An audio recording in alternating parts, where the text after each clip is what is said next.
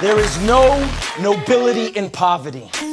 I have been a rich man and I have been a poor man, and I choose rich every fucking time. Welcome everybody to the Money Time Podcast. I'm your host, Adrian Hernandez, and with me today, I have a good friend, a brother.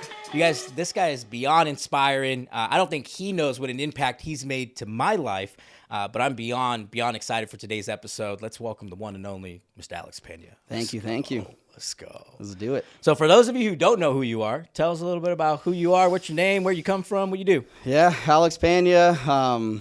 Grew up in the same area that you did, good old Fontana. Same little league, all that stuff. We went to school together, all that good stuff, and got into business, at an early age, and Adrian likewise. So we, kind of grew up facing the same challenges, and kind of, had each other's back kind of throughout the whole way, called each other, threw a lot of ideas back at each other, always a good support system to have. So it was a good friend to have. I love it. Well, it's cool. So we had your brother on last week. So you guys watched Derek Pena's video. You're probably thinking, is Derek back? No. Is his twin brother, Alex. Yep. And it's cool. They're both in the same business, but Alex has a different story. And, what's cool is because Alex, how old were you when you got started? I was always into logistics, 18, 19. But I'd say, right when I was 20, 21, that's when I pretty much put all the effort at it. So, but prior to that, he had a huge entrepreneur spirit, right? That we'll talk about. But what was cool, guys, is I met Alex and Derek, and we talked about this with Derek, but I met Alex and Derek when I first moved. I lived in Los Angeles. We moved to the Inland Empire, and I joined the Little League, and I was fat at the time, and I was not a good baseball player. And Alex is very competitive. Are you more competitive than Derek? I'd say we're pretty equal, but yeah. You guys are both very competitive, right? Absolutely. And me, I'm out in the field picking the fucking daisies, right? Yeah. The flowers, and Alex wants to win the game. So I remember they were mean to me, but rightfully so. You guys wanted to win, right? So back then, I remember going back and I'm telling my mom, like, they're mean to me. And at the time, I didn't realize it, right? And then it's funny because we then become friends, and then here we are today, and we always hang out. But that was funny times. Good times, really good times. I really did suck, though. Yeah, you and this kid Woody. So if Woody's out there watching and you played Fontana Little League, hit us up, dude. Hit us up. But you and Woody, there was always those two weak links, and unfortunately that was Adrian. But he's good at other things. Nothing. They don't trust me throwing the ball. I asked to practice with Maddox, his son, to play baseball. I got shut down. That's funny. All right, so let's get into your story. So you. Talk about you at you obviously go to high school, you're in college, but you didn't really complete college. Explain that story. Yeah. So I'll start at high school, I guess. So during the 4 years that I went there, I took an elective drafting, and I took a liking to it. I found a way to kind of compete within my class. We'd get these projects, and they'd be drawing floor plans or something, with, mechanical engineering along those lines. And, the 4 years that we're there, I, really excelled at using AutoCAD. It was this computer program.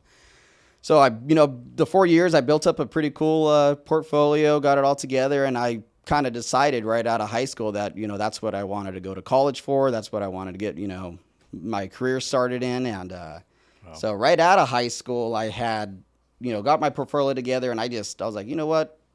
I'm just going to, send it to a bunch of job listings out there and, send a resume out right out of high school. And I think, graduated in 2008, so not a lot of people were hiring at that time. And I got lucky. This company in Pomona called Stainless Fixtures, returned my call, did a sit-down interview with me, and hired me. I think at the time it was, I don't know, $16 an hour, and I was pretty stoked. It was like my first full-time job. It was literally right when I got out of high school that summer. So worked there. It was awesome. They were great. It was a small family-owned business, so I got to see it was a whole family, kids, husband, wife, and so that was a cool aspect of it. But during the 3-4 months that I was there working during the summer, I found out that it was something that I didn't want to do. I was super stoked. I was only doing an hour, of class, right. But I got there. My job was it was called redlining. I would correct mistakes on, some of the drawings. So I did that 3-4 months, and I was just sitting there in the office, waiting for the 8th hour to end. I was like, man, I don't know if I can, be in an office type setting, So it was just like, gave them my 2-week notice. What was it that you didn't like? Man, it was just being in an office in front of a computer, just stuck, just being stuck, It just wasn't for me. So, give my 2-week notice, go to, I'm taking college courses, all that stuff. And just the whole time when I'm there, I'm like, man, I don't know what I want to do now. That was like, what I was planning on doing. And I got a little taste of it. And I was like, man, I gotta switch something up. So, I was always doing little side hustles, there. Always, Always. And that's something your dad and you guys would always, because I remember you used to sell like what are the frames or the mirrors? Yeah. So I had a bunch of little side hustles. Yeah, my dad, he was a big penny saver and recycler guy. So he was always buying stuff, selling stuff. So my brother and I took off of that when Craigslist came around. I remember my dad, we used to go to the swap meet and he used to give us like $20, to go buy whatever. Right. So, but the game was, we'd buy something for $20 and try to sell it for, for $40 or $50. So that's awesome. This as a kid. Cool. We're, I don't know, 13, 14 years old. So we'd buy stuff, put them on eBay. Right. Just little stuff like that. So we've always had a little, hustler kind of mindset about it. But, for sure. But yeah, going to college. So just, I was kind of going through the motions, taking classes, I did well, but I didn't want to, pursue that career. So, my dad had a logistics company and I was, working for him, trained some of his drivers, kind of learning the business. I wasn't allowed to drive at the time. So I was just sitting in the passenger seat, just, kind of checking things out. And yeah, so did that for a little bit and did other little side hustles with the LED lights. If you want to tell them about that. Well, you talk about that. How'd you get into that? Oh man, that's a funny story. You were selling the LED lights. Were you right at high school? You were in college at the time, right? I might have been maybe my senior year. Or was that right after drafting? I think it was right after that. It's a funny story because I was on eBay selling stuff, and this guy had a bunch of LED lights, like for license plate lights and interior lighting and stuff like that. And I was like, all right, let me go check it out. He was in Ontario, so I met him, and I started selling the light bulbs. I think you buy per bulb it was like 5 cents. Do you remember? Yeah, it was 5 super cents cheap. per bulb, and we're selling them for $5. Yeah, $5 a bulb. So we're making some pretty decent money. Adrian started to do it. You were making a lot of money, dude. But didn't you start working with Will too? With Will right after that. Well, no. So this was funny, guys. This is why you need good friends around you, right? And not only that, but good friends that are pushing the envelope forward, right? Like Alex and Derek has always pushed the envelope forward when it comes to like buying stuff, reselling it, when it comes to making money, right? Because of rightfully so, Augie, right? You got Augie. You got the number one, like when it comes to making money, it's Augie. Yeah, no kidding. So it was funny because I'm lifting weights at the time, right? And I think that's the cool thing to do, right? At the time, right? I'm thinking I got to lift weights to get girls, right? You're so pretty big. I'm at the gym. I'm lifting weights every day, right? I got no job. I got no money, but I'm lifting weights, right? I actually remember I was a trainer. And then anyways, long story short. So I'm lifting weights. And I remember one day I'm going to Alex and Alex is like, what did you say? You said, how many weights did you lift or how many weights did you count today, Adrian? And I'm like, I looked at him like, I don't know why. And you were like, what'd you say? You were like, well, something about like, why? Well, you were lifting weights. I was counting my money. Or you said something like at the time, like somebody from the outside in would have been like, that was cocky. But for me, I was like, fuck, he's right. Like I'm over here lifting weights and this guy's making money. And I realized I'm doing something wrong. Right. Yeah. And so it was big because it sparked like that. Dude, I'll never forget it. I'll never forget when you said it because I was like, fuck, I'm focusing on the wrong thing. Right. And so for all of us, like we get to the point where we're focusing on the wrong thing. And that was I just want to thank you, dude. I don't think I ever thanked you. I don't know if I remember that, but cool. It was such it was such a big time for me because I was like, fuck, he's right. Right. That's and then cool. And that's when I hit you up. I started buying lights and then we started selling lights on Craigslist. But I'll never forget that. Yeah, I had a bunch of just random little things that that we used to do for money. But so going to school, and I remember driving with my dad, and this specific day he had called me and said that he wanted to meet up. We had a meeting in Santee over there in San Diego County with a FedEx contractor that was FedEx wasn't going to be renewing his contract because he was failing on, had a bunch of service failures and, was pretty much wasn't picking up accounts that he needed to. Right. So I was like, all right, let's go check him out to, see what he has to say. So he was selling, I think, for $450,000. He wanted 450. This is for a route. This is for a route. Yeah. Okay. I think it was at that time, I think 7 to 8 trucks. Okay. That this guy has. Yeah. 7 to 8 trucks, like 5 to 6 employees. So he wanted 450, and, obviously we didn't have 450 grand, Right. that we didn't have that money. So kind of filled him out. I think he had like a month and a half to sell, or else, his contract was going to expire, and it was, no other option. So we had told him, you obviously we don't have the 450. Would you be interested in a, seller finance deal? Would you do 50,000 down, and we'll make payments for 5 years? So he said, hell no. He wants all his money up front. So we left his house. All right, cool. That's what we offered, whatever. I think like 2-3 weeks, goes by, and he hits us back up. His time was running out, and he was, all right, I'll take it. 50 down, and, the rest in payments. And we ended up getting it at 350 grand. So he came down on price, and you were able to do a seller finance. Yeah. So at the time, were you prior to you guys going to San Diego to make that drive? Were you working for your dad? Were you at? Yeah. Like I said, I was just I was training the drivers, Okay, so you were just training training routes, learning the business. Okay. Learning how to coordinate schedules, all that kind of stuff. So I already kind of had an idea what to do. I was still fresh. Right. Still and what fresh. is that business? So it's trucking, but for those that don't know, what exactly is it? Sure. So my trucking company, I'm a contractor with FedEx Ground. So, they pretty much supply all the accounts. You service the account. You hire your drivers. You service your own tractors, insurance, the whole deal. They just contract out the work to you. Okay. So, that's where we're at. So, the guy agreed, and, went down there, met the new team, and, right off the bat, purchasing another, business like that. They already have their ways of doing things, operating. And their kind of mindsets of the way that they expect things to run. And Right.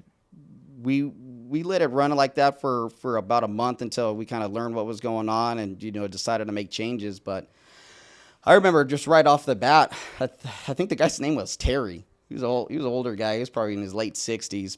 Been with that contractor for I think he was maybe a contractor for 10 years. Been with them quite a while with the company.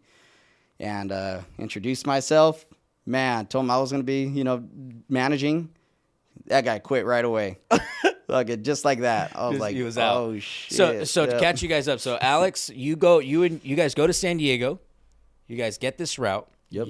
You guys aren't in San Diego at the time. No. Yeah, so This is your first route in San Diego. correct. So we're at that time we're based out of Rialto. Okay. We're based out of Rialto, so we got that opportunity in San Diego and had to pretty much pick up everything and, bounce over there. And at that time I was 20, 21, give or take, And you were still selling LEDs at the time. Probably. Yeah, you Yeah. were. Yeah, I remember. Yeah, so you were probably still for sure. so you then go to San Diego, you guys get this route, seller finance, which is crazy by the way, right? Because we talk about it in real estate and it's so relevant in other businesses. Yeah, and at that time I didn't even know what, Seller finance. financing was. I didn't even know, that term. It was just, hey, this is what I got, So cool. Can you do this? And it kind of worked out. So then you were then sent to San Diego to run these routes. Yeah. You then go introduce yourself. Yeah, I introduced myself to some of the drivers, and that guy Terry said, all right, I'm out of here. I'm not working. I'm like, oh, man. And then like a couple weeks later, I think another guy bounced the same way. So I'm like, because we started switching up the routes. We're used to doing, 3 to 4 runs a day. We're, Right.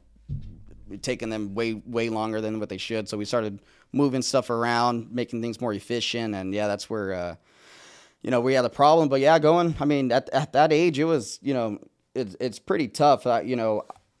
Being a manager, I was also driving, so I had my Class A license. So I remember, being in that position, I was like, I already know these guys are, I already know what they're thinking. Right. This kid, doesn't work. He's just going to be telling us what to do. So I made it a point that I was going to outwork like every single one of them because I'm in the truck with them. I'm in the trenches with them. Yeah, you're not just telling them what to do. Yeah, so I was like, all right, well, I'm going to work a 12 to 14-hour day. And, Right. I'm not going to give them an option to, to get those extra hours. So when their, time came up and they had an extra run, I'd be like, hey, I'll do the run. You can go home. So, they kind of Grew some respect. grew some respect really quick. And, And I'd say like 2 to 3 months of that, they got them on board, hired some new people, and got the ball rolling on that, and got operations going. Management, so dealing with FedEx management, that was it was tough. It was there was a manager in San Diego by the name of Steve. I really respect that guy a lot. At that age, he challenged me. As a kid at the time, he would always question like some of the decisions I was making. He would, call and double check that I knew that, hey, this account needed to be picked up at that time. Like, yeah, I know, but he'd always call me, and he challenged me at an early age where he kind of molded me to the contractor that I became, and the business owner that I became now. So good. Yeah, it's funny because I actually ran into him about a month ago or so, and I told him that, man. I was like, dude, you're awesome. Thank you for giving me a hard time back then. Like, yeah, it was super cool. That's cool. Yeah, super cool. So, just that whole San Diego experience, going into a different market and learning the way their operations run, different accounts, dealing with different, management, employees, just different challenges, right. It helped me grow. Once management with FedEx knew that, we were able to, handle more accounts, they were giving us, pretty much, hey, we got this account coming up. Do you think you could handle it? Take them. So at that time, I think we were dealing with, in that area, we had a bunch of big accounts like Titleist, TaylorMade, a bunch of, Callaway, all the big golf accounts were over there. So we, right. We're doing a bunch of those accounts at the time. But, yeah, good experience for sure. When you were first starting off, and you had those people quit, and you're young, right? That can play a lot of tricks on your mind. That can, help. Some people it can have them second guessing if this is something they should be doing or not, right? Like, did you ever have a mental challenge when you were first starting off and you had these people leave and some of them weren't respecting you because you were younger? What was your mindset there? Not really, Adrian. It pissed off my ego a little bit, Right. But the manager where I was learning from in Rialto, my dad's manager at the time, he was also a younger guy. I think he maybe been like 5 years older than me at the time, 25, 26. And, I learned a lot from him too. His name's Tony. I learned a lot from him too. Sitting in his passenger seat for countless hours, out of the week. And I saw the struggles that, some of the drivers gave him, all the stuff that he was going through. So, I was ready for it. I learned how he handled different situations. So, when that stuff happened, I think it just gave me more fuel. So, okay, well, you don't think I could do it? Well, watch me. I'll show you. Yeah. And like I said, it was, being in a tractor, in a truck, driving alongside, your employees at the time. I think, you could gain respect pretty quick if you're putting in the work. Yeah. So keyword, putting in the work. For sure. Right? Yeah. Putting in the work. Yeah, and a lot of people that I talk to and they're like, dude, I'm not getting any respect from where I'm at. And I'm like, well, are you working? Well, yeah. Well, are you the first one there? No. Are you the last one to leave? No. Nope. Well, how do you expect them to respect you? Yeah. Right? Yeah, and that was it was huge, and that was a tough operation over there. So we had I'd say, I think we had 7, 8 trucks. I think at one time we had 9.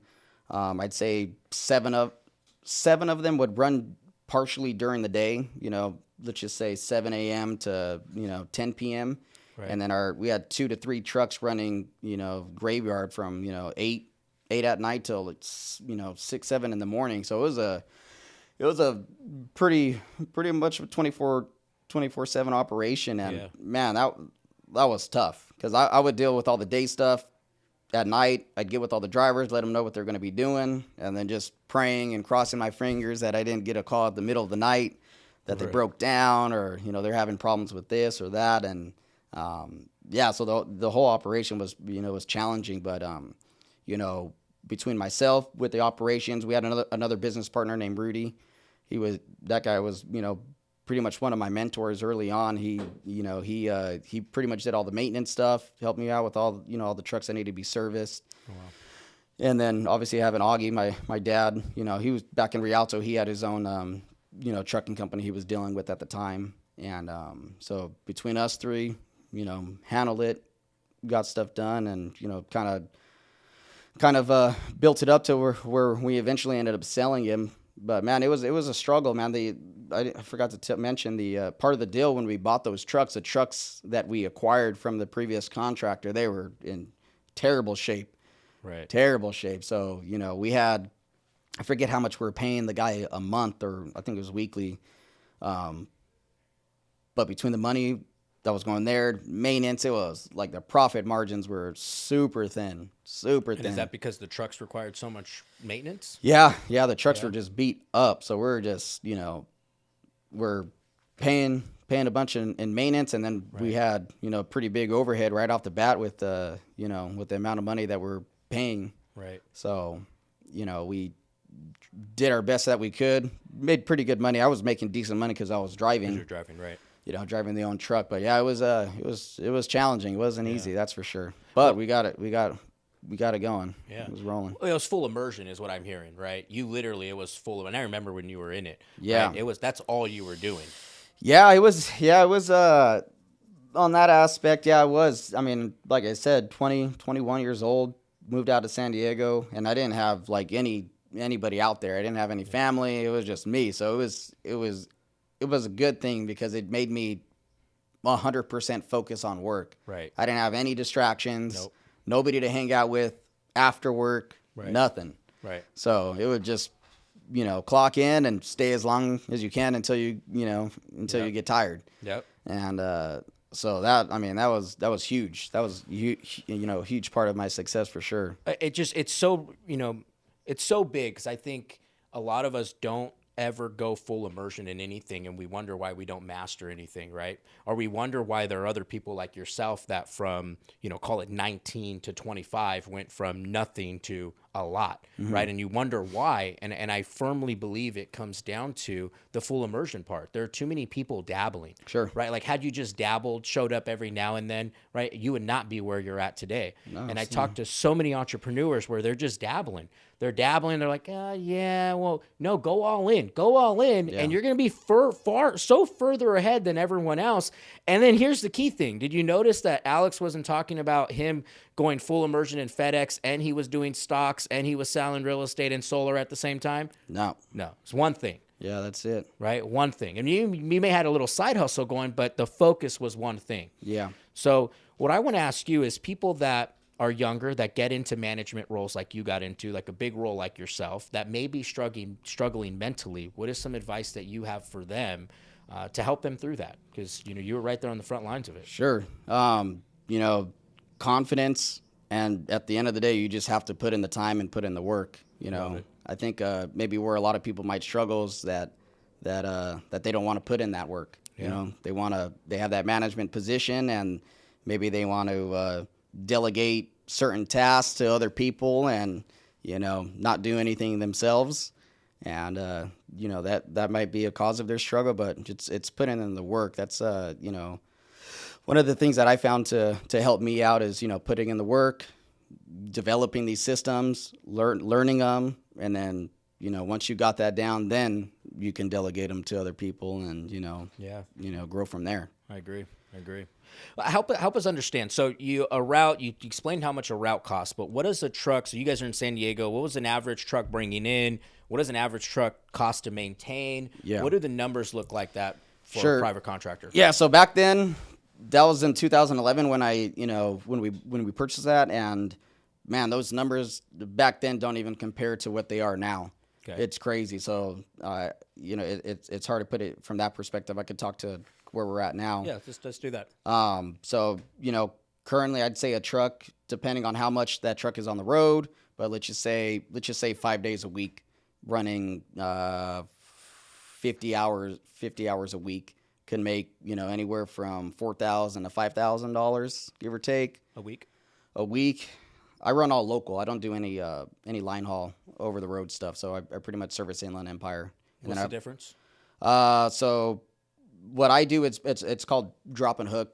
Pretty much drop and hook. I'm picking up an empty trailer, taking it to a customer's account, dropping off the empty trailer, picking up their loaded trailer, and then taking it back to the terminal. Okay. So a lot of shuttle work like that with all the local warehouses. So line haul, typically they'll take loaded trailers and then they'll go over the road to Texas, Nevada, Arizona, line haul work like that. So, I think we're average, 300 miles a day per truck. So like I said, 50 hours, like a 50-hour work week, it could be more, anywhere from 4,000 to 5,000. And, depending on the distance of the account and all that good stuff. But, minus $500-600 in fuel will, with fuel prices right now can escalate a little quick. But what about last year? What was your fuel bill last year? I remember asking. I know it was up by like 35%. I think we spent like almost like $500,000 in just fuel. Yeah, it was a lot. That's crazy. Yeah, it was a lot. But so you have so they bring about 4,000 to 5,000. You have the fuel, and then is maintenance pretty deep on? Depends. It depends. Like, man, it varies. It varies, man. The trucks can have a solid 2-3 months where you're just doing basic maintenance. Your oil changes, fluid change, all that good stuff, and then you could have a huge failure with your transmission, or you need an engine rebuild, and it doesn't come up often, but it's definitely part of the game. So it's really hard to put a exact number to it. Yeah, it's really hard to put a number on it. But I mean, as far as I like to stay within like a fifth with your payroll, with your insurance, all that stuff. Out of that I try to stay between 20 and 30% on profit per margins. truck. Yeah, that's strong. Yeah. So, but the maintenance does kill you when and I'm sure people that are in the trucking industry, not only FedEx, what I'm in, but with the other areas, they have the same issues. They'll have solid weeks, and then they'll have an invoice of $5,000 to $6,000 or plus $10,000. They have to do an engine rebuild, and their profits are smoked. Right. Like that. And it happens. And that's, something that, as a company, we prepare for. We put, money aside for maintenance, all that good stuff. Right. Prepare for it. Yep. That's good. I love that. So you're in San Diego. You're working. How did you go from San Diego back to Rialto? Back to Rialto. Okay. So a little bit of a story there. So at that time, the California Air Resource Board, they do like smogs and all that good stuff. They had a new law where you had a new law with emissions for big rigs, where you had to pretty much either buy new tractors with the DPF systems. Oh shoot! Because that's when DPF systems came out. I think they came out in like 2008. And is that DEF? Yeah. So no, DPF is like the filter, and then DEF came out in like later on to supplement the DPF, like in 2012. But same type of emissions deal. That was like their first thing that they did. And we pretty much had to update all of our trucks. All our trucks were 2007 and below, so we had like 9 trucks to replace. Oh shoot! And we're like, man, we're already barely scooting by. We're making decent money, but to get a whole new fleet, what does each truck cost? Depends, anywhere from 50, 70 grand. And you got to replace how many of them? 9. Oh shit! So we're like, dang, we still owe this guy, money. And, we're making money, but, not a lot. Yeah, not so like, 9 man, trucks. we gotta think about what we gotta do here. And a blessing in disguise, my girlfriend at the time, Jessica. Yeah. She ended up getting pregnant. So I'm like, all right, cool. Well, time to come home. So it kind of worked out. So we put up the business for sale. We got an offer, I think at $650. So at $650. We called the guy that I don't forget how much we owed him at the time, but like, hey, we didn't tell him we sold it, but we're like, hey, we're going to be coming up on this chunk of cash. Will you take, I think we might've owed him maybe like $250 or something at the time. And I was like, hey, would you take $150, up front right now? So he said, yeah.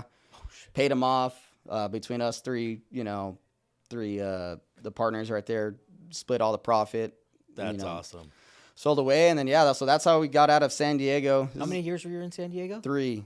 You bought it for how much? We bought it for $350. Sold it for $650. And you came in as a equity, or as your equity stake was sweat equity. You need to go run it. Yeah. Right. Yeah. This is so good. So I talk about this all the time. You have 2 ways to build a business. I gave $10,000. The $10,000 that I had. Okay.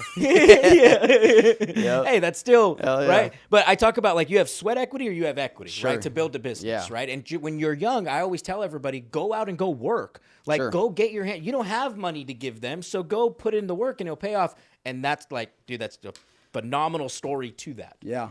That's awesome. Hell yeah. So we turned sold 10 grand into whatever you turned it into. Yeah, so we sold, and I'm pumped right now. I love hearing that. sold, had a good chunk of cash. Forget the exact numbers, but bought my first house. You helped me out with getting my first house. At like the perfect time. Perfect time. It was, I don't know what we bought it for, like $330 or something like that. Yep. Yeah, bought the house, and then I was like, dang, what now? I, went from being, had a partnership in that business down here, and I'm pretty much starting fresh. I'm 20, I don't know, 24 at the time, brand new baby. Yeah, mad dog. Brand new baby, and that, I think that's what like really woke me up to, I've always hustled before, and I've always, got after it, but at some point I was still kind of living for the weekend, maybe a little bit, I wasn't 100% focused. I'd say I was like 85, give or take, But you're also 21. Yeah, 21 to 23. Yeah, so it was, for sure. And brand new baby, and so when we sold, I was back working for my dad's company. He was like, what are your plans? And I'm like, fuck, I'm gonna be working for you, until I find something to buy. He was like, I'll sell you some accounts. I'm like, all right. So all the money that I got went back to him. So I freaking bought like three trucks from him. That's awesome. Bought 2 trucks, and then pretty much started fresh. And I think that was, one thing that I think, like, people say don't do business with family. And I've seen the horror stories, heard them, all that good stuff. And I'm sure that, my dad heard those too. And one thing that I really respect from him is that he pretty much said, like, hey, we're in the same business, but like he was never, like, he pretty much told me to go do my own thing, that he didn't want me working for him. So which was super cool, because today, we have our, different entities or different corporations, and we still work together. We still, if I have a driver that calls off, I give pretty much all the work to him, vice versa. Same thing with my brothers. Right. He pretty much said, give me I forget what I gave him. I think it was like 200 or something like that. I was like, damn. He pretty much said, you ain't working for me. I said, damn, I just had this 200. There it goes. So I started fresh and just built that up. Awesome. Same thing that we did in, that I learned from San Diego. Started hiring, working, and like I said, being, 23-year-old dad. Man, it was, pretty nerve-wracking. A lot of uncertainty, and it was just like, all right, I gotta provide now. It's not me. It's not just me anymore. It's the wife, it's the kid, brand new house. So it was, mortgage. Oh man, things change up real quick, for sure. So but man, it was a, like I said, it was a blessing, man. It just, fired up something in me that I didn't know I had. Yeah. And we went after it, built it up, and I think, I think within like, I don't know, three years, I had got it up to like 10, 12 trucks, give or take, and built up a nice little operation, and then I got that other opportunity up in Tracy. So I just want to come back a little bit. Super cool, guys. Alex is when did you buy the North Fontana house? When you moved back? 2013. So 2013. Alex is the only one out of all of our friends that owns his own house. Yeah. He's the only one, like half of us are still living with our mom and dads, right? Yeah. But it's super cool because just the transition from that, and how he took the money and reinvested it back into the business, when so many people would have took that money and went on a vacation and bought some dumb shit, right? But you knew, right? And do you think that was because of Mad Dog? Do you think that's because Maddox was in the picture, or just a part of it? Yeah, definitely a part of it. Yeah, just having a brand new family and just being like, all right, well, I gotta have a home base, gotta have a home, and I got. I'm pretty much starting all over again, so I need to reinvest, back into, another business like I had, previously started, and going through those challenges at a young age like that up in San Diego, I was like, man, this is cake, I can for sure do this again. So the family was definitely a big part of of my success, I think, for sure. I love that. And I got to give credit to my wife. She's awesome. She let me go do that stuff, Yeah. I was out like almost like 16 hours a day sometimes just getting after it, Which is so important to have the right spouse, right? Yeah, for sure. Because had she been like, no, you need to be home, yeah, right? That would have been hard. That would have been challenging. no, yeah, for sure. I thank her all the time for that, even to this day. That's cool. With all the stuff going on, we still always out and about getting stuff done and never questions anything I do. So pretty cool. Yeah, that is cool. I love the that other day, the sandwich, that heart sandwich, dude. That shit was hilarious. We've all, I don't know, for those of you that don't know, we're all friends. Like, we've all been friends for God knows how many years. High school, all that good So stuff. it's just so cool to see it all happen. All right, so Heather Routes, your Maddox is here, right? How did you go from buying the couple of routes from your dad to getting to where you're at today? Yeah, so like I said, we built that Rialto operation up, and mind you, this whole time, it's a small business. We have 6 to 8 employees, me being one of them, wife doing payroll, HR stuff. Like, we're not to where we are today. We weren't back then. Yeah, you were still operating. Yeah, we're and, still yeah. Still small family business, and I remember talking to you. Actually, we were golfing. And at that time, I was the manager of the operations. I always had been for, I think, like 7-8 years that I was in business. It was all the responsibility was on me. All the dispatching, talking to the managers, that was on me. I wanted that responsibility to be on me.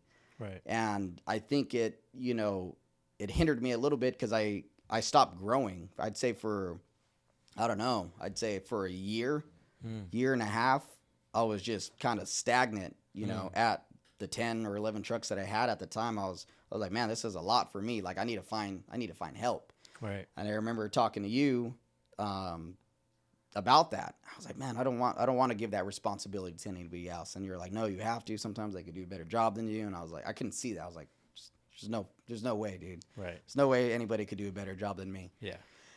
And so I got forced into that, to making that decision, because another opportunity arose in Northern California, in Tracy, San Jose, that whole Bay Area market at the time. They had just opened up a brand new terminal over there, and they needed contractors to help. And this is during peak season, during the holiday season.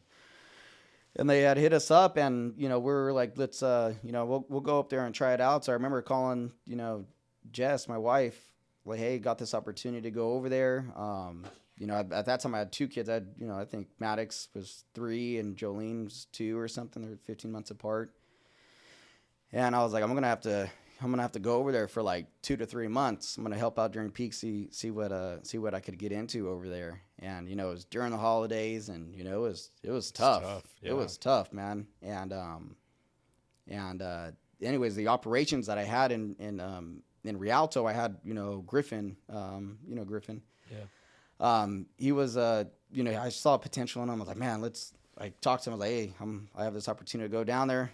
I think I told him, I was like, you want to go over there, or do you want me to go? He was like, I'll stay and manage down here. So I was like, all right, cool.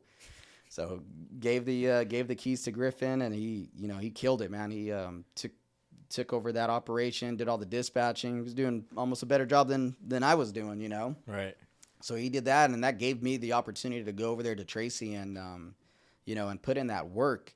And at that time too, the routes that we were doing over there in Northern California, they were 7 p.m. to 7 a.m. Oh shit. So it was tough. It was tough, tough on my operations over here in Southern California, because I didn't know what was going on. But Right. I'd call, check in, see how the day went, and then work, and then go to bed, at 7 a.m. Hey, how's everything going? You guys, doing anything? Shit. So it was tough. I didn't have, You had Rialto running the day, and Yeah. you're in Yeah. Northern California running the night. Yeah. So, Did you sleep? Man, hardly. And then I've never worked those hours before, those graveyard Right. hours. It was tough. So yeah, oh man, it was pretty tough. So we did that, 2-3 months. We ran those routes, learned them, and then, doing those routes, you're in the office talking to like the coordinators, the FedEx coordinators. They're the one that give you whatever your next dispatch is. Right. And they took a liking to us, and they were pretty much like, hey, they started giving us more work, and we're like, dang man, this is like kind of growing pretty quick. So started hiring, get, 2 trucks, went to 4 trucks. And we're like, man. So I was like, man, this isn't going to stop. They keep giving us work. Right. And, at that time there was another contractor over there that was kind of a absentee owner, I guess you can say. And, he had his managers doing pretty much what we were doing. And, those managers didn't care about that business. Right. They didn't care. So they knew that we were in town helping out with work. And those managers saw an opportunity for them to kind of kick back a little bit. So like, hey, do you want this extra run so I can go home early? Right. So they were giving us work. So not only were we getting work from, FedEx, the terminal, the other contractor was, their manager were giving us work, and then they started to have service failures, and then, we started to get their account. So, man, it blew up, within, I'd say, a year of us being in there. We pretty much took control and, That's awesome. of pretty much all the accounts that were there. So, Right. I remember calling Jess, like, hey, we're growing a lot over there. Like, I don't see us like coming back, anytime soon. So I was like, we're gonna have to get an apartment down there. Yeah, I remember that. So she was like, what the heck? We got this brand new house. We got like 2 kids over here, Right. So And you had just bought another house. You had sold that first house, bought another house in Rancho. No, I still had the Fontana still house. had the Fontana I was still in house. Fontana. So Okay. I told her, I was like, hey, leave the house, and I'm gonna get this apartment for a year lease, and let's just write it out for a year. I want everybody to be here. Right. And so she moved over there. I think she lasted like 3 or 4 months. She was out there for that long? Yeah, I don't remember that. Yeah, 3 or 4 That's months. crazy. And then she gets pregnant again, and then she's like, all right, time to go home. That's right. That's right. She was like, I'm not staying in Tracy. So she dipped out. So she left. And then, stayed over there in Tracy. And, we were growing. So I just kept hiring, man. Just kept hiring. We were doing good. And, I eventually, that lease expired. It was kind of cool because I was like, all right, I can afford, my mortgage over here, and I was, leasing this. I was like, all right, maybe, it's time to get another spot. So anyways, moved back, had the operations go over there, had a good manager, Jeff, that's still over there right now. So he was running the show. I was pretty much taking all the calls, helping him out. And then I would go over there like every other week. I'd go for a week, work for a week, fly back home, work a week in Rialto, I'd be constantly just flying back for, 3 years. And, Oh, wow. to this day, that operation over there, going over there, has pretty much grew way faster I think we're there for 5-6 years now, way faster, and grew way bigger than my operations over here in Rialto. So, yeah, just the risk, or just going for it, and the San Diego situation to another market. I didn't know how that was going to turn out. To go into Tracy, it's all like benefited me, pretty well. So Yeah. but yeah, not being afraid to take the risk, and also having a good support system, with the wife, and trusting me to go out there and build all that stuff. It was huge. Yeah. Yeah, I saw to this day it's huge. Yeah. No, it's inspiring. It's inspiring. I saw a quote. It said something about I'll remember it.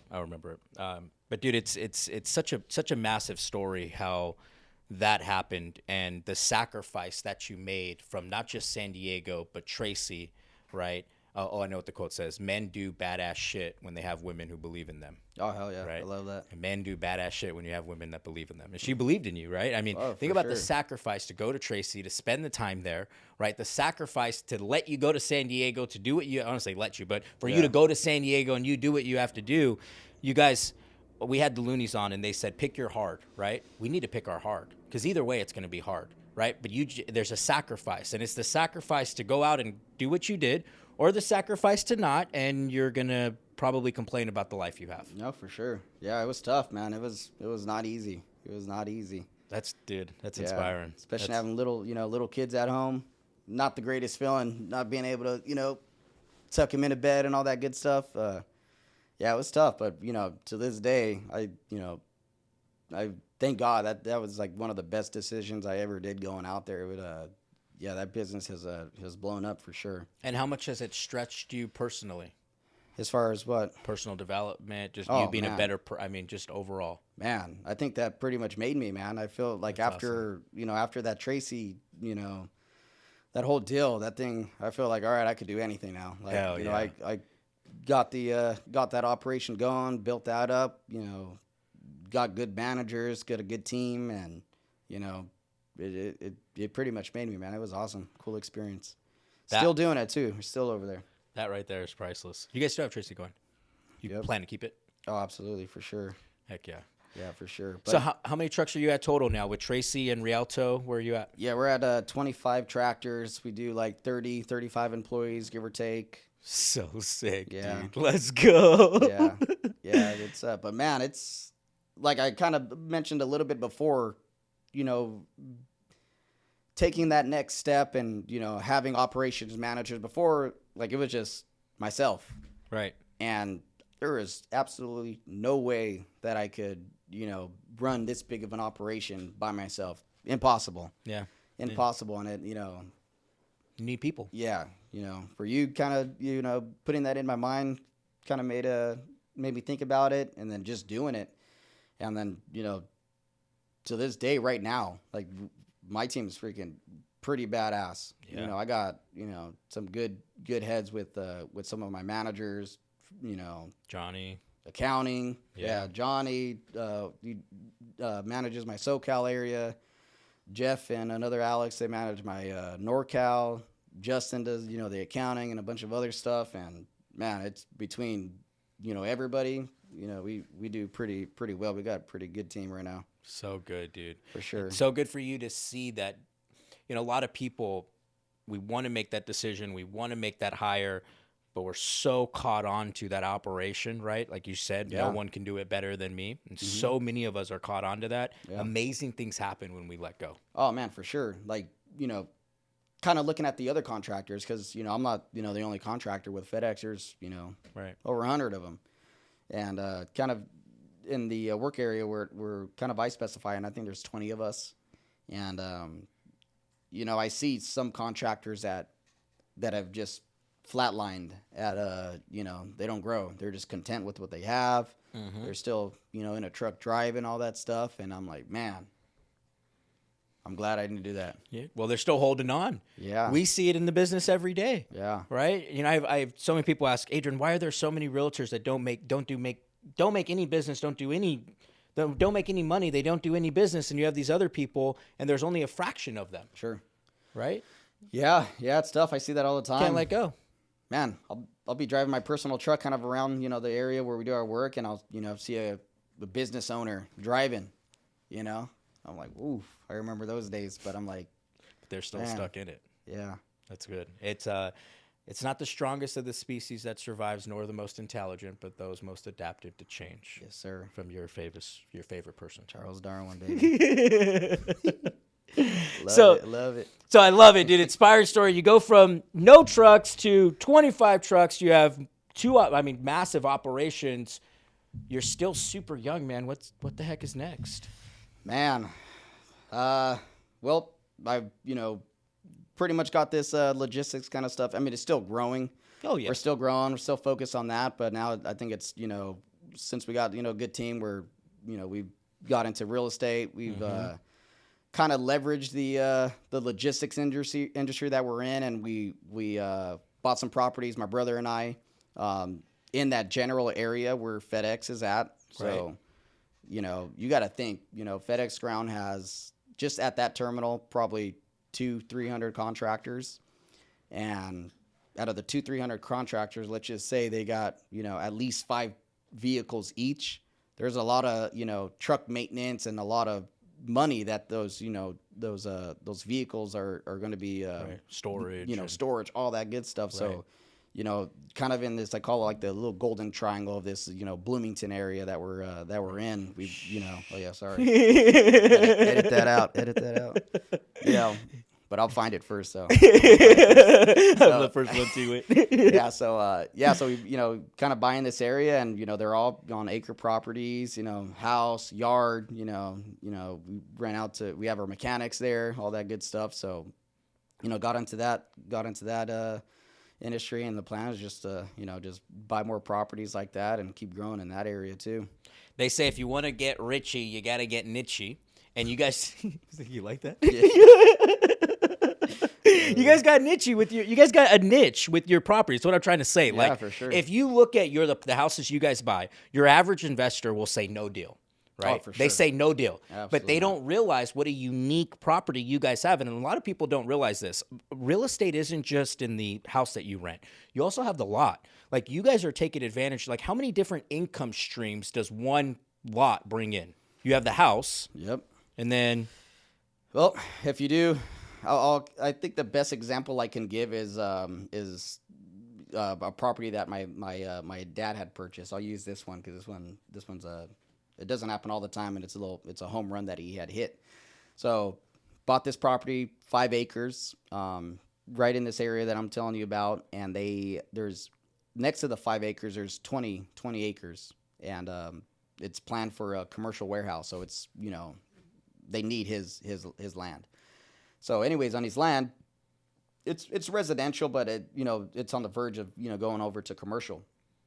So the house, the 5 acre the house on the 5 acres, it's house, and then he put up huge like freaking carports, and he started subleasing them to different different tenants there. I'd say like. I think he had a guy building trailers, like flatbed trailers, and mechanic, and this and that. So I think between everything, he was making almost like $22,000 in a month on one house. Yeah, on one house, and he bought it. Oh yeah, he bought it for like $550,000. So he did that. Yeah, he was killing it. I'm like, man, $550 this guy, to $20,000. That isn't even. That's the numbers infinite. It's crazy. Infinite if you're trying to figure it out. Yeah, not exactly legal, but he was doing it. Yeah. So, he's, doing good. I'm like, man, how the hell does this guy just keep freaking finding these things? Right. And if you know Augie, he's freaking constantly getting into something. Always. So, anyways, he does that, I don't know, 3-4 years. And, somebody knocks on his door. Hey, you want to buy? And he ends up, selling it for pretty. A lot. I don't even know if I want to say that. Yeah, no, it's not disclosed. Yeah, just a lot. Yeah, he made out well. So, anyways, but yeah, that's the type of properties that we like to look for that nobody's really checking out, and pretty much all next to commercial warehouses. I know a lot of projects. I know a lot of people that have made a lot of money flipping. I've never known that scenario. That scenario is like, dude, crazy, huh? Crazy, Yeah, crazy. But it goes back to. We have to, that's a niche. It's a specific niche that you guys are in. Yeah, right? for sure. And it's so unique. How do you plan on growing that? Do you see yourself owning, multiple different, like hundreds of rental properties? Yeah. How do you see your investment portfolio folding out moving forward? Yeah. So right now, I think we're at 3. We just closed on one maybe a month ago on 2 acres, kind of in that same area I'm talking about. So right.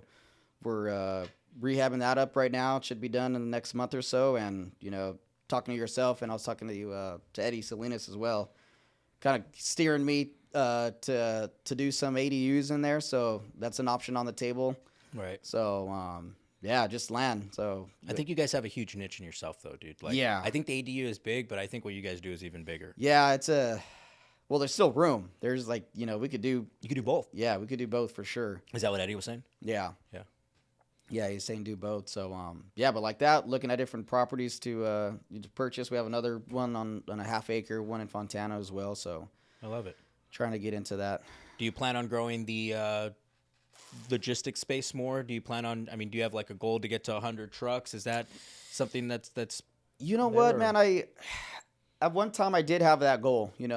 50 trucks, 100 trucks, and I'm not saying that I don't want to grow anymore, but I'd definitely like to hit maybe 40, 50, and it's work for sure. Yeah.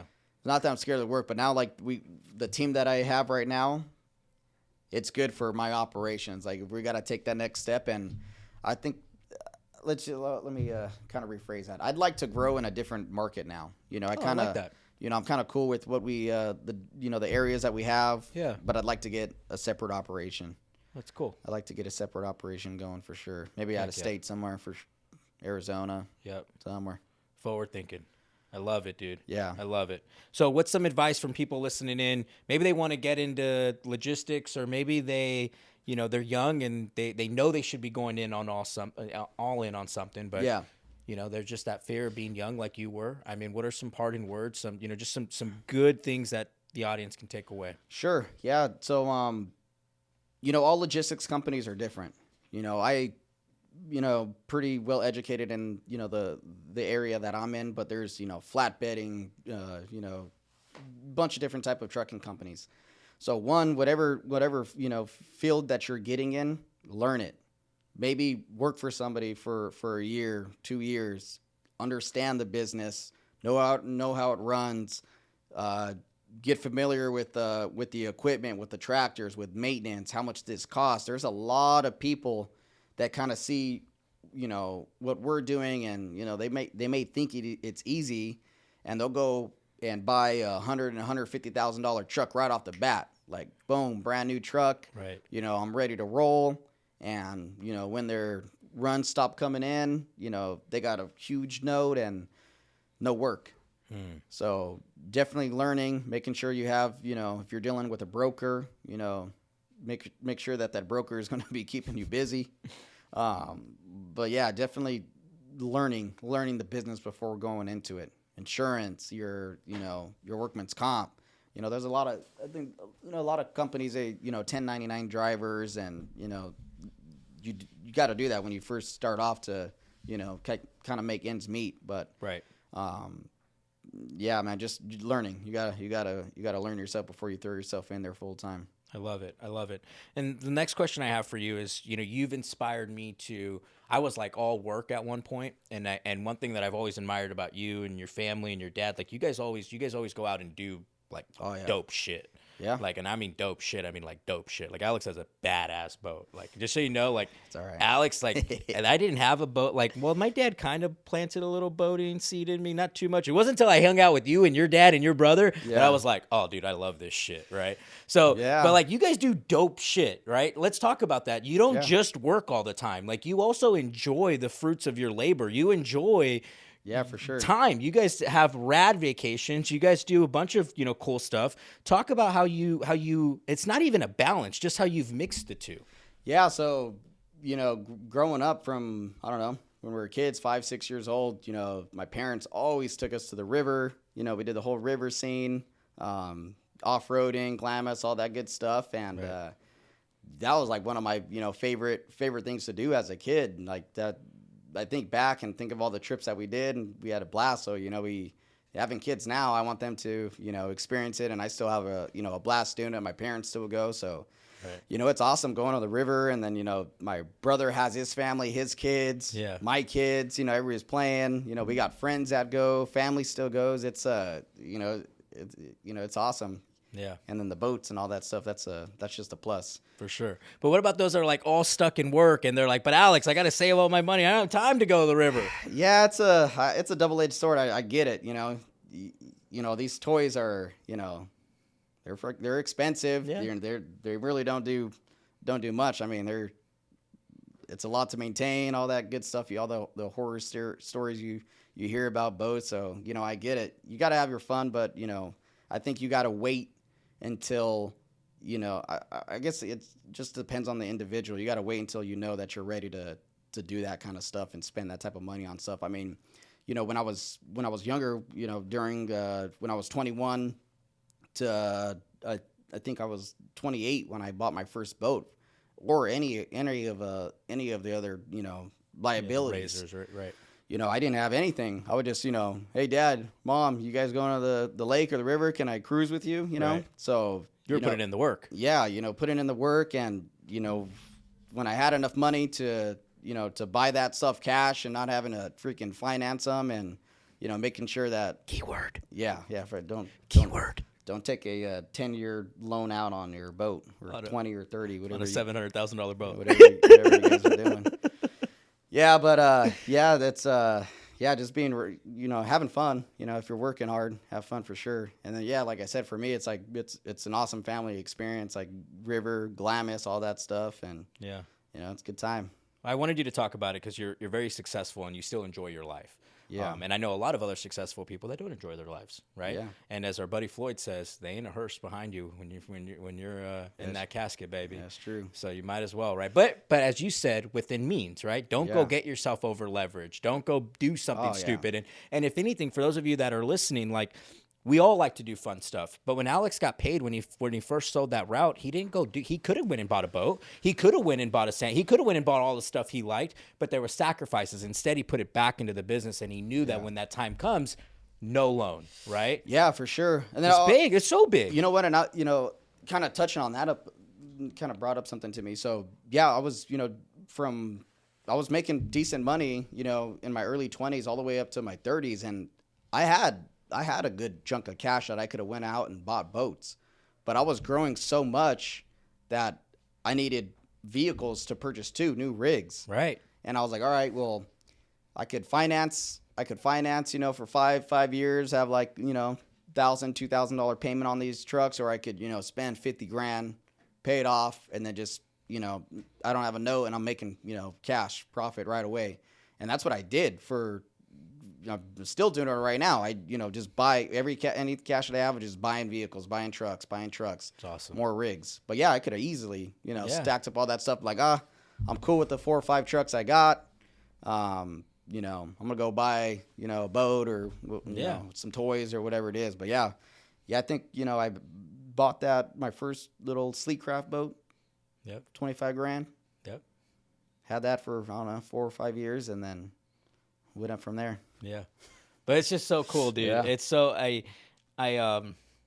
you look at take that money, you're gonna go buy, and I'm assuming this also came from your dad too. But you take the money, you go buy the truck cash. There is no loans. So many people I know have so much debt because of loans, because of credit cards.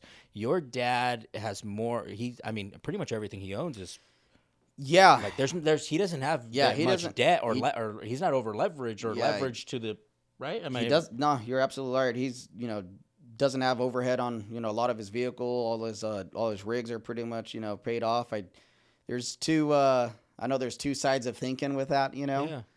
You got one person on one hand that doesn't want any debt, and, one person on the other hand that, wants to finance and, leverage the bank's money, all that good stuff. And I get it both ways, to each his own. Man, after learning a lot, I'd rather go the way that it owned outright, Roy. Yeah, I think in my business, having buying the tractors, outright and not knowing that you don't have a payment on them, keeping the overhead low, having that money for maintenance or whatever, has helped me out big time. Huge. And mind you, like my trucks, like there's some trucking companies out there that, man, they'll have $150,000 trucks, badass trucks. Over leverage. Sweet. You could like eat on those damn things. Right. They have them cleaned. My trucks are good running trucks, good engines. They may not look the best, but they're rolling. They make money Every day. So yeah, there's 2, but yeah, just try to keep the overhead low, save up for maintenance, all that good stuff, and keep it rolling like that. Keep the profits juiced up. Huge, especially now, guys. There's things are going to change, as you guys know, over the next 2 to 3 years, right? And it's important that you're do not be over leveraged. When you look at it, leverage is what it could help you, but it could also bite you in the ass. Sure. Right. And now if you're borrowing money at 1-2%, okay. Yeah. Right. Have you seen that meme? There's like the king looking down on everybody, and he goes, when you locked in a 2.5% interest rate, looking down at everybody. That's you. It. That's you, huh? Oh, I did. 2.8. 2.8. When you're borrowing money super cheap, it makes sense. But when you go get a loan for a truck or a boat and your interest is 15, 17, 20%, that makes 0 sense. Right. And so what I think a lot of us have to look at is what is the cost of our future decisions compared to what is our cost of our current decisions compared to our future vision? Right? What's the cost of our current decisions compared to our future vision? If we make the wrong decisions now, that future vision will never come into play. Had you made that wrong decision with that route, oh man, wouldn't be talking today. Man, imagine. Yeah. Crazy. Dude, I love it. Well, this was fun. For people that want to get a hold of you, you guys, you want to definitely follow him. He has some dope shit. He's always posting, where he's going. But how do they find you on Instagram? I don't even know my Instagram. I think it's Alex.Pena _. That's how much he cares about it. Yeah, just go to Alex Pena. You'll find him. I'm not that interesting, but find him, follow him, let him know, about the episode. Share something nice with him. All right. Bother him. Had a blast, man. Thank you. I love it, dude. This was so cool. You guys, thank you so much for tuning in. If you aren't doing so already, hit that subscribe button. And you guys, I am doing a contest, actually more of like a giveaway. We're going to be giving away some money for the #1 comment that comes up on the podcast. So rather if you are listening to this on iTunes, Spotify, if you are on YouTube, leave a comment. We're going to be reviewing that in the next 30 days. Thank you so much for watching. Brother, this was fun, man. Hell yeah. Love it, man. Thank you.